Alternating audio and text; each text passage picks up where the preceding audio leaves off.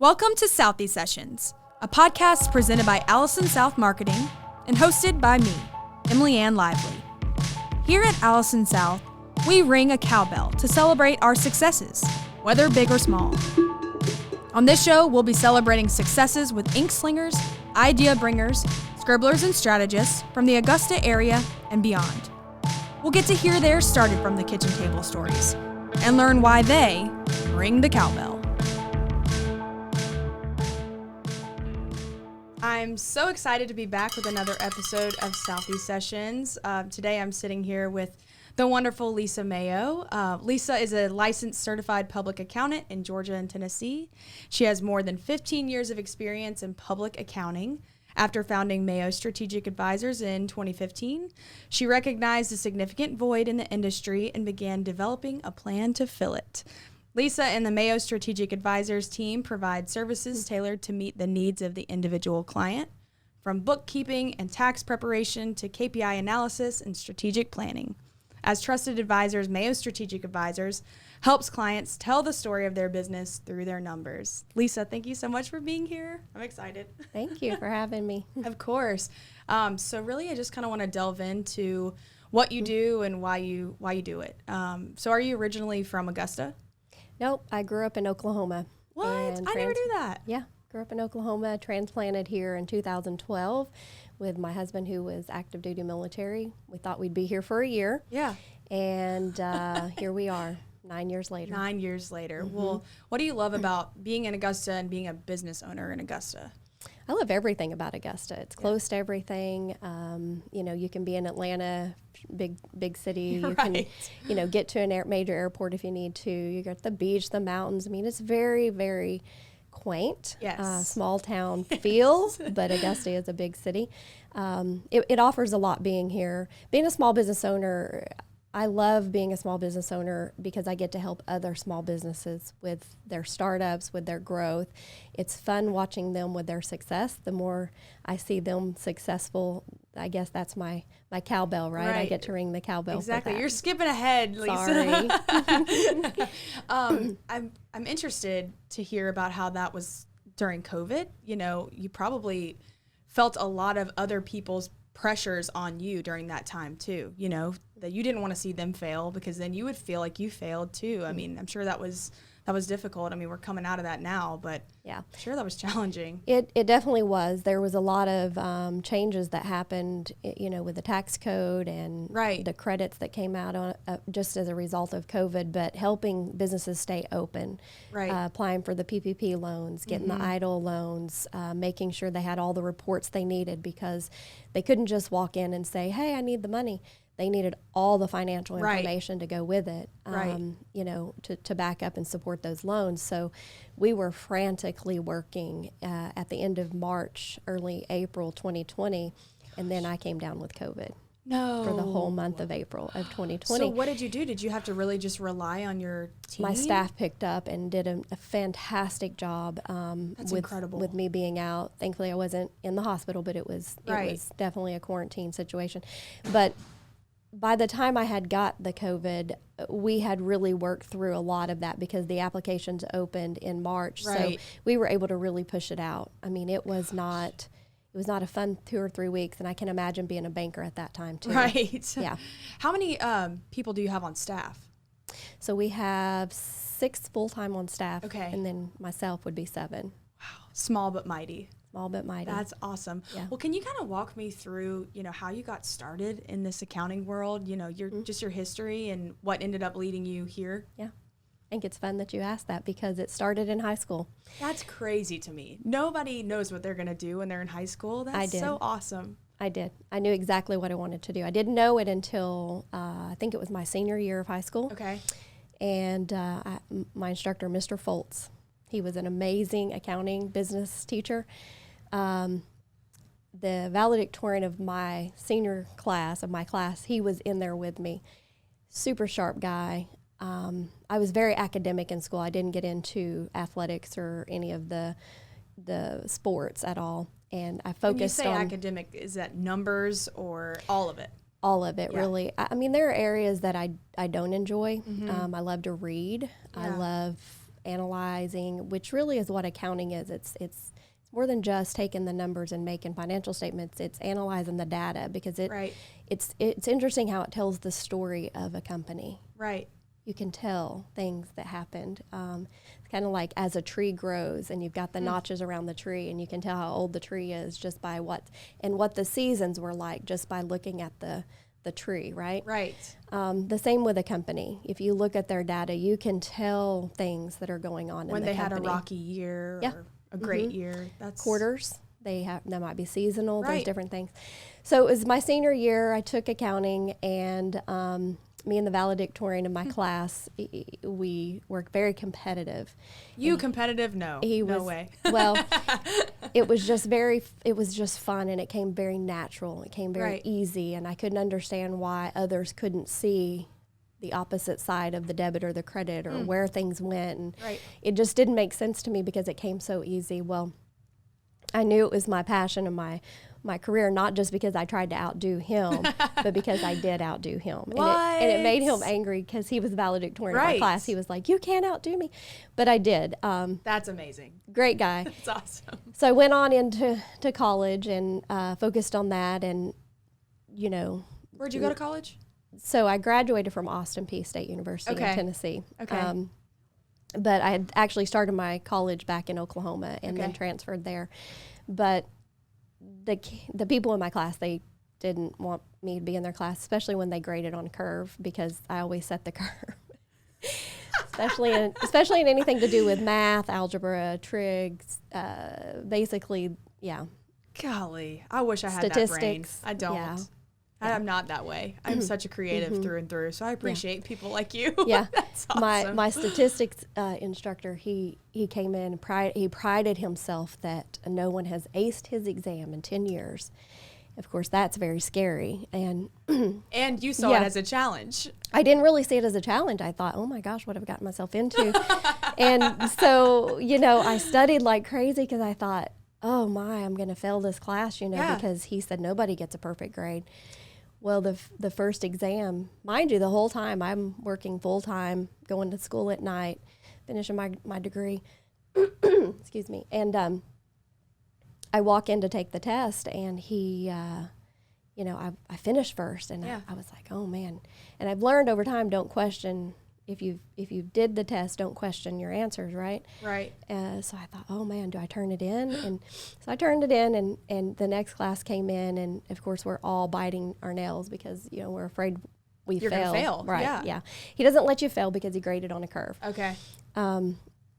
However, he was walking around handing out the test, and he said, this hasn't happened in 10 years. He said, but I had not only one but two people in the class that scored perfect on the exam. No way. I thought, oh my gosh, who are those two people? I'm gonna be so mad at them.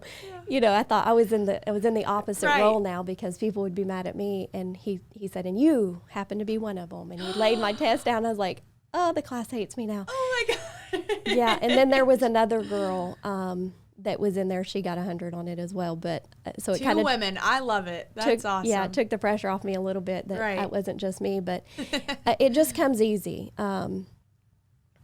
My brain works different, I guess, than somebody.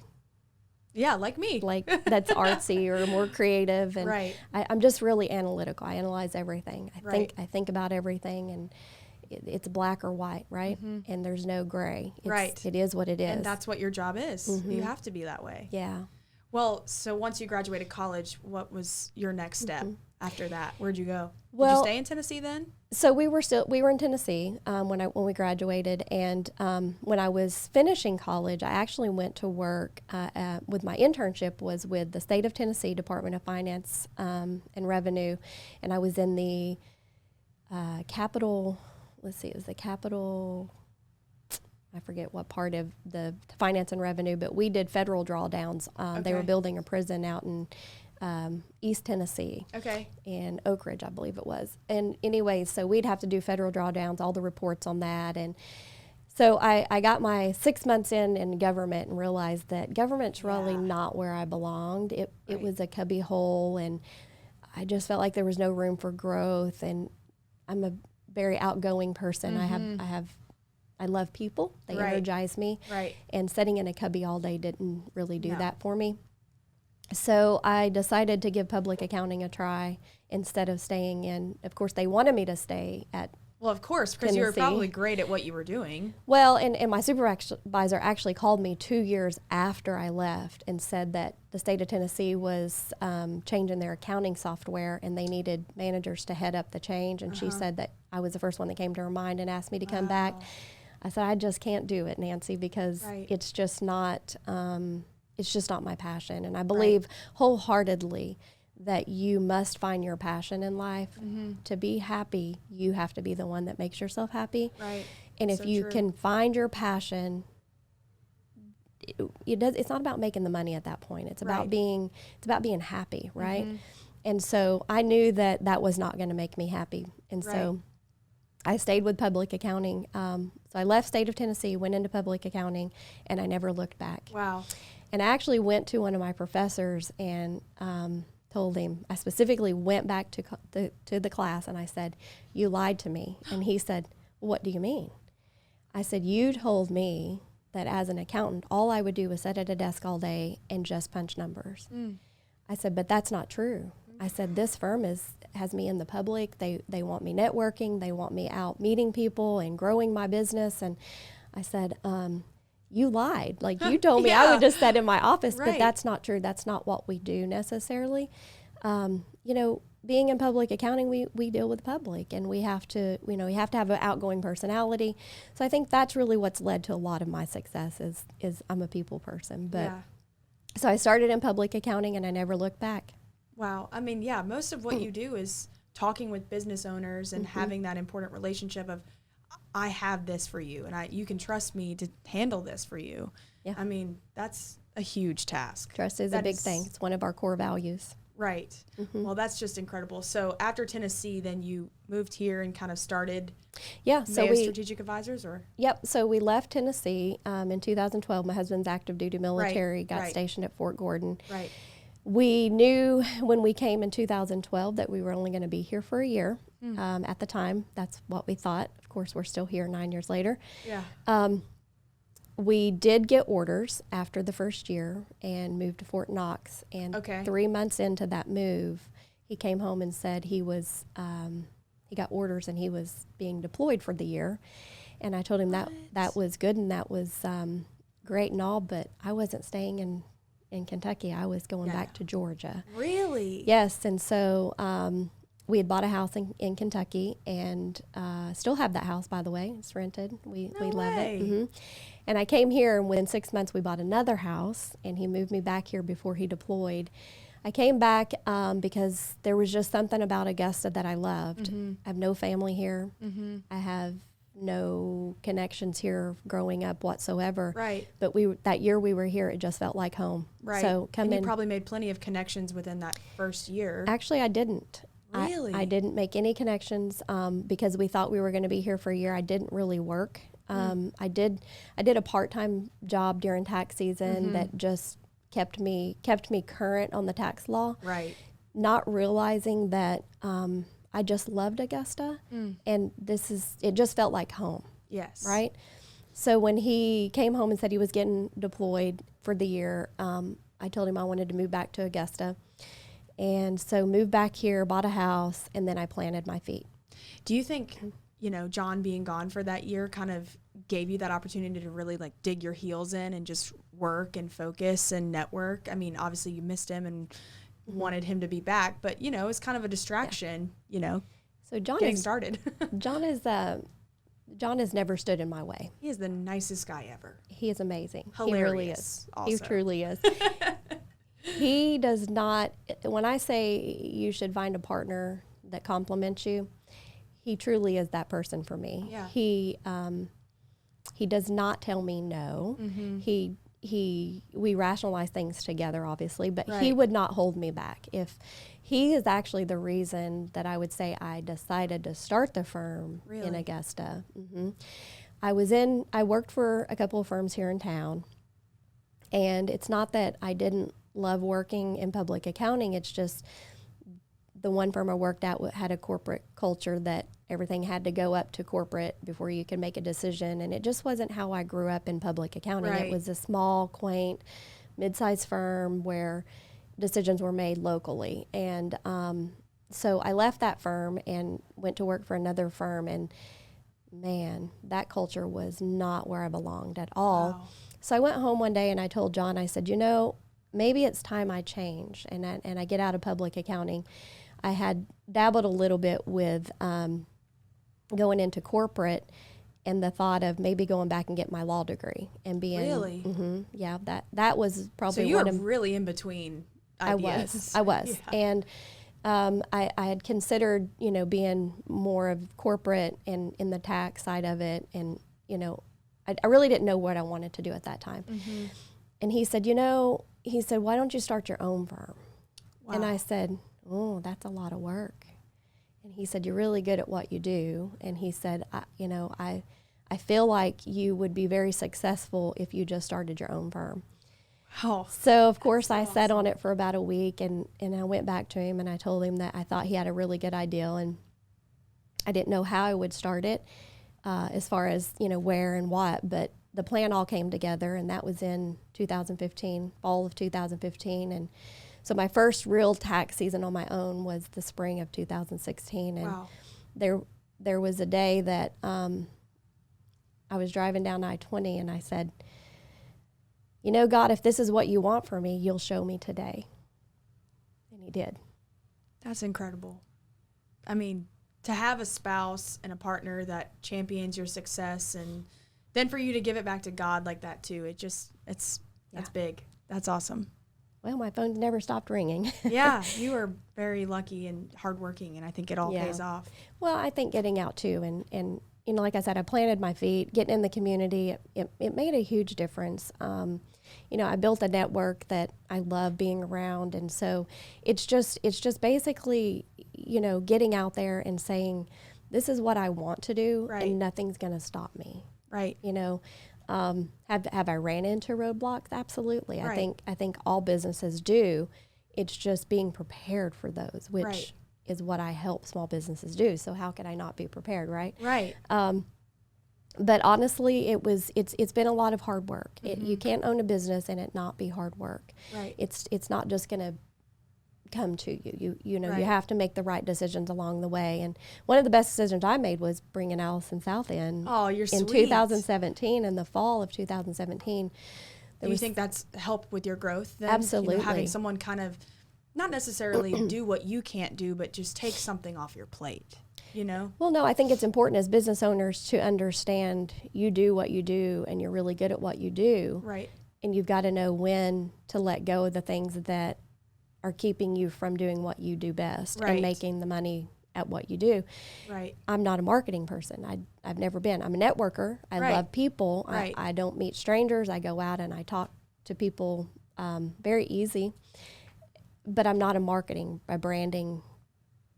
That just is not in right, my soul, right? But I feel like as a business owner, and obviously being so closely involved with your brand and what you want it to look like, I'm sure very that close. Was right. I'm sure that was hard when you decided I'm going to shift into this new branding, mm-hmm, and kind of reface your business. Mm-hmm. I'm sure that was kind of hard to relinquish that control. Yeah. I mean, I'm not a business owner by any means, but mm-hmm, I just started a little side hustle of my own, and I think about, I mean, I don't think I could give that mm-hmm up to somebody else to control. Well, I think that's but hard. I think too, when you own a business and you're a CEO, you have that role, right? Yeah. And you have to know what you want. And so I know what I want, right, but I've got to find the team that helps me put it together. Right.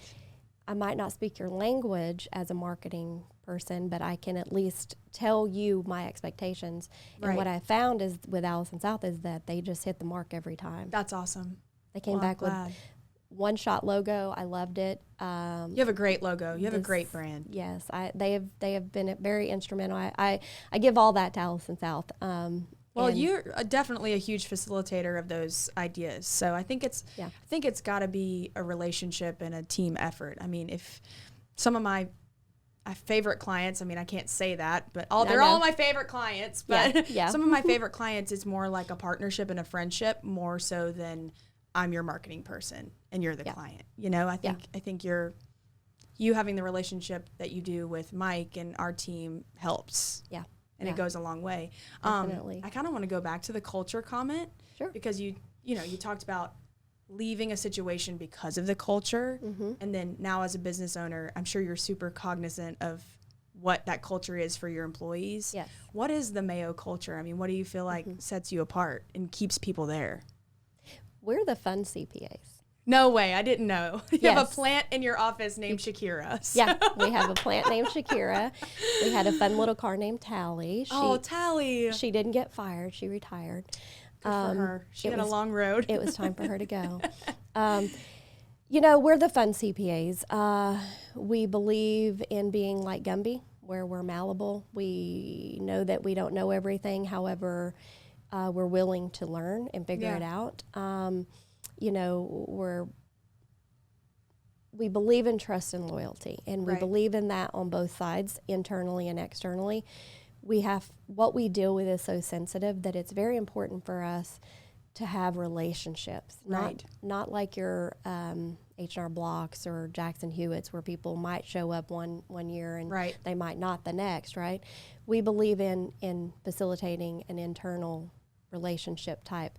We have a coffee bar when you walk in. We want you to feel like you're at home when you're with us. Right. So it's important to us for the way that we do it in our firm internally, but also project it to our clients externally. And that's just part of who we are. So. Everything starts from within. So I think that's really important. Yeah. What about the work-life balance? I mean, what you do is nonstop.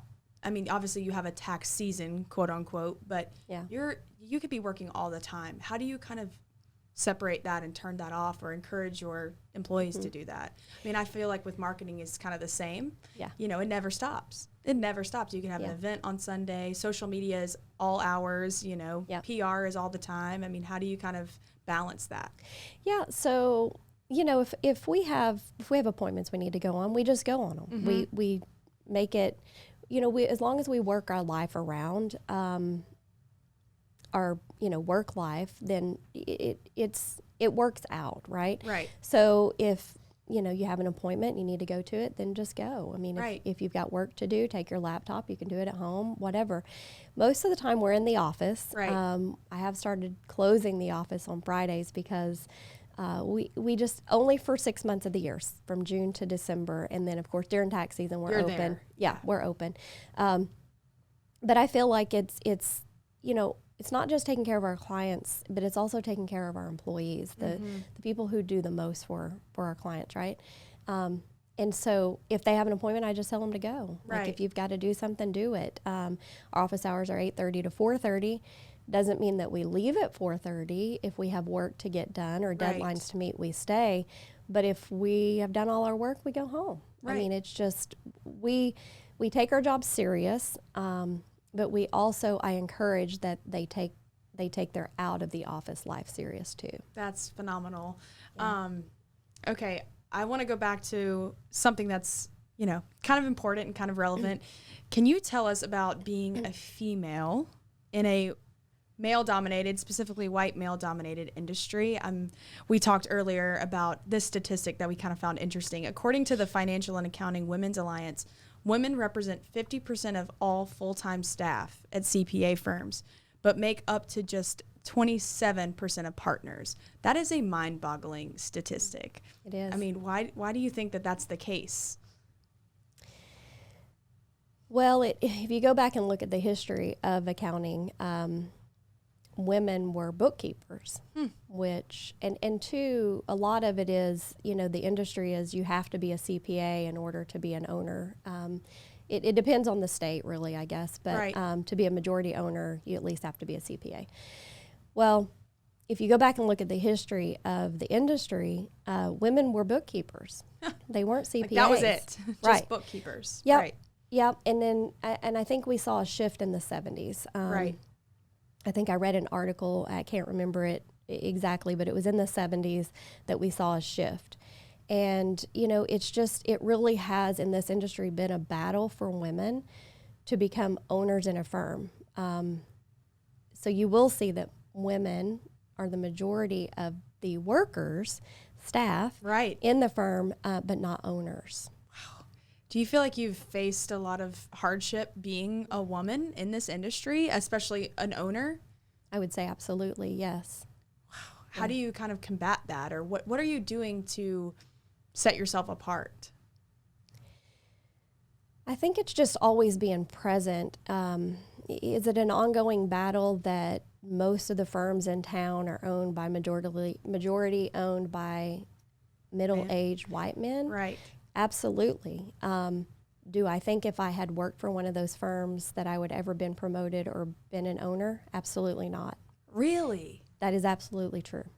Yeah. That is mind-boggling to me. Why not? I don't understand. I don't either. Shocking. It is shocking to me as well. Especially when you say most of the workers are women. Yeah. Yeah. Yeah. I don't get it. I don't get it either. I mean, I've worked for firms where my entire goal was to be an owner, and that was made very apparent from the beginning. Right. I don't really hide what my career is my career. Right. And where I want to be is where I want to right. be. And when I know I'm not going to get there, then I go find what I'm looking for, right? In this case, you just know when you're at the firm, like you just know you're always going to be where you're at. Right. Management might be the highest position you get. You're never going to be an owner. And being a woman makes that harder. Right. Much, much harder. Well, then what's your advice to young girls or young women that are getting started in this industry that feel the same way as you? I mean, what would you tell, young Lisa Mayo when you're just graduating college? Yeah. I would say when I graduated college, I didn't know that I wanted to own a firm. I didn't know where I wanted to go with my career necessarily. Yeah. And the reason I think for that is because I didn't have someone that was guiding me or a strong female mentor in my life. Yeah. I think it's important that we have those. And if you need one or you feel like you just don't know what you want out of your career, you love accounting because most of us that go into accounting do. Right. It's not a... You have to love numbers. You have to have that sort of analytical brain that you have, or it wouldn't work. You just didn't happen upon becoming an accountant, right? Right. You made the conscious choice to be one. And so if you do that, maybe it starts with somebody internally at the school that helps you, whatever university you go to, but you make sure that you find someone in the community that, maybe could be a good leader for you that helps you to make that decision. Like, how do I become a CPA? How do I become an owner of a firm? How do I become a shareholder? Maybe that's not what you want to do. Maybe you want to go into law like I considered, right? Right. But I don't know how to get there, right? I think it's important for young women in any industry, not just accounting, to find mentors that help you through your career because we've all struggled. Yeah. I know I definitely look to a lot of our leadership here, specifically Kate Sanders. I mean, she's a mom, she's a leader, she's brilliant, and she balances it all somehow. So I've been very fortunate to talk with her, but I think it's important to even reach out to people not in the same industry. So I agree. All right, we're going to round this out with our last segment. I ask all my guests, what is their ring the cowbell moment? So here at Alison South, you already know, you mentioned it, but we ring the cowbell, quote unquote, for our successes. Doesn't matter how big, doesn't matter how small. It could be, hey, I got to work on time today. I'm ringing the cowbell. When you think back on your career or even just your time recently with Mayo Strategic Advisors, what do you ring the cowbell for? So personally, I would say I ring the cowbell for knowing that I've given back to the community I live in and being a part of whatever that might be, serving on boards. You serve on a lot of boards. Can you just kind of give us a quick overview of those that you serve on? So I'm a part of Augusta West Rotary. I'm the membership chair there. I'm Forces United. I'm treasurer for Forces United. The Fort Gordon Historical Museum Society, I'm the treasurer for them. Helping them get set up and started has been fun. I'm sure. Women in Defense, I was the treasurer up until last quarter, handed that off recently and still part of the group. I love what they're doing for women. On the advisory committee for the local Girl Scouts. We do a lot for them. So I do a lot in the community, and I feel like if the more I give back to the community I live in, the more rewards for me, Absolutely. right? It not just for me, it's for everyone. Right. It's because we're doing good things in this community. The grant panel, I serve on the grant panel for the Community Foundation. I didn't do it this October, but for the last 4 or 5 years I've done it, and it's really been an eye opener for me of what is actually going on in our community Behind and how the I scenes. can help. Right. Yeah, so that's Cowbell for me, giving back to my community. Well, you're just the best, and we're honored to be a partner with you and to continue to work with you. If listeners and viewers want to find you and find Mayo's Strategic Advisors, where can they find you on social media or on the internet? Yeah.